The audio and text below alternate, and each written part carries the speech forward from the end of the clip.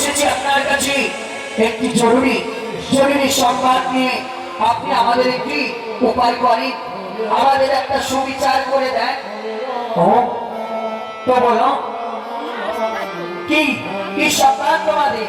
ও শোনো, আমরা ওই নবদ্বীপে কেউ বসবাস করতে পারছি না। আমাদের পুজো আস্থা সকল কিছু বন্ধ হয়ে গেছে।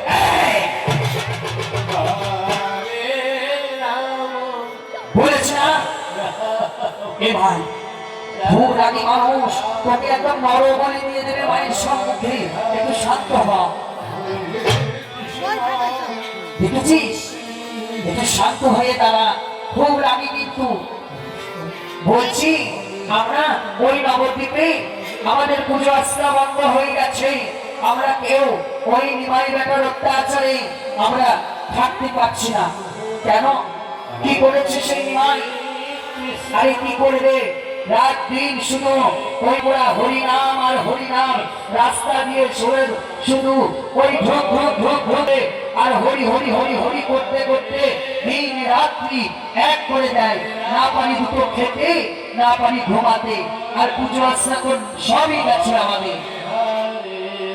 আরে বাবা, সে যদি হরিনাম করে সুখ পাই তাতে ক্ষতি কি? এই যেমন আমি